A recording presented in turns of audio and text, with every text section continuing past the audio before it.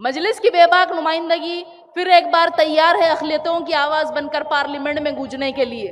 फिर एक बार आप लोगों के ताउन, मोहब्बत और दुआओं की ज़रूरत है। 13 मई के दिन पतंग के निशान पर वोट दबाकर फिर से हमें 5वीं बार असदुद्दीन ओवैसी साहब को पार्लियामेंट भेजना है।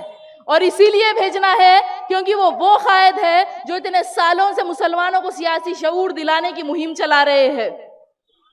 जिस जुर्रत के साथ असदुद्दीन ओवैसी साहब ने पार्लियामेंट में सीए की बिल को फाड़ा था, जिस जुर्रत के साथ उन्होंने ट्रिपल तलाक बिल के खिलाफ सबसे पहले आवाज उठाई थी, जिस जुर्रत के साथ उन्होंने मुसलमान औरतों के रिजर्वेशन के लिए पूरे पार्लियामेंट में अकेले वुमेन रिजर्वेशन बिल की मुखालिफत की थी, जिस जुर्रत के साथ वो हमेशा पार्लियामेंट में जालिमों के बीच ठहर कर उनकी आंख में आंख डालकर हमारे हक और इंसाफ की बात करते हैं, जिस जुर्रत के साथ असदुद्दीन ओवैसी साहब जब पार्लियामेंट में शपथ ले रहे थे तो भीड़ के जैसा नारों पर उन्होंने अल्लाहू अकबर और जय मीम के नारा लगाया, जिस जुर्रत के साथ असदुद्दीन ओवैसी साहब ने राम मंदिर की प्राण प्रतिष्ठा होने के बाद, सुप्रीम कोर्ट का फैसला हमारे खिलाफ आने के बाद पार्लियामेंट में जालिमों के बीच ठहर कर बाबरी मस्जिद जिंदाबाद के नारे लगाए, उसी जुर्रत के साथ 13 मई के दिन हमें उनके लिए वोट डालना है।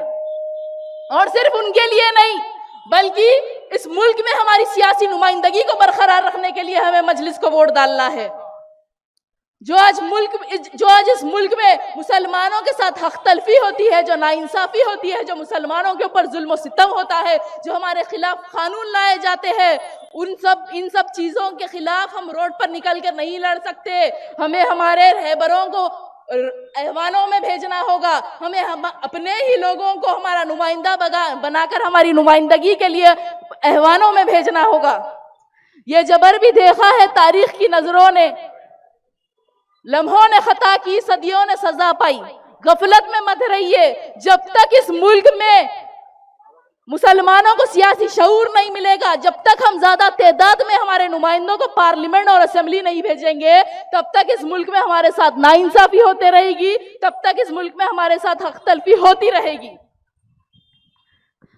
आज इस मुल्क में मुसलमानों की आबादी 19 करोड़ है, लेकिन इस मुल्क में हमारा पॉलिटिकल रिप्रेजेंटेशन कितना है बताइए। आज पार्लियामेंट में हमारे कितने एमपीज है बताइए। इस इलेक्शन में इंडिया अलायंस ने कितने मुसलमानों को टिकट दिया बताइए। तेलंगाना में सिर्फ एक मुसलमान को, वो भी दूसरे मुसलमान के खिलाफ। महाराष्ट्र, झारखंड और कोई दूसरे स्टेट्स में तो एक भी मुसलमान को इंडिया अलायंस ने टिकट नहीं दिया। अगर आज असदुद्दीन ओवैसी साहब बिहार, गुजरात, यूपी, महाराष्ट्र, बंगाल, मध्य प्रदेश, राजस्थान व मुल्क के मुख्तलिफ रियासतों में जाते हैं तो इसीलिए जाते हैं क्योंकि वहां से हमारे लोग निकलकर पार्लियामेंट जाए, असेंबली जाए, वहां के लोगों की नुमाइंदगी करे, उनकी हक की बात करे। लेकिन कुछ लोग बोलते कि अरे इन्हें तो बीजेपी की बी टीम है, यहाँ गए तो बीजेपी को फायदा होता, वहां गए तो वो होता, ये होता। अरे दूसरे पॉलिटिकल पार्टीज के मुस्लिम लीडर्स के मुंह में जुबान नहीं है। जब तक उनके खुद के पार्टी के लीडर्स कुछ नहीं बोले, वो कुछ नहीं बोल सकते। खामोश मिजाजी हमें जीने नहीं देगी। अगर जीना है इस दुनिया में तो कोहरम मचा देना। अगर खामोश रहेंगे तो हमारी नस्लें गूंगी हो जाएगी, और अगर हमारी खुद की सियासी क़यादत रहेगी तो गुंगों के मुंह में भी जुबान आ जाएगी।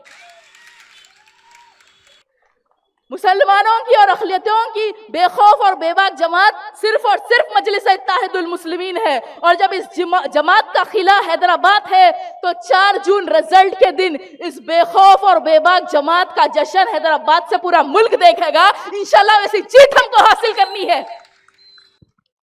मेरे भाइयों, सुनने वाली मेरी माँ और बहनों, अपने एक एक वोट का इस्तेमाल करिए। ये मत सोचिए कि देखो इंशाल्लाह मजलिस तो कैसा भी जीत रही है, हमारे एक वोट से क्या होता। नहीं, खतरे से दरिया बनता। इंशाल्लाह आप लोगों के एक एक वोट से जो है बरकत होगी। याद रखिए 13 मई के दिन आसमान में सिर्फ पतंग पतंग पतंग। शुक्रिया, अस्सलाम वालेकुम।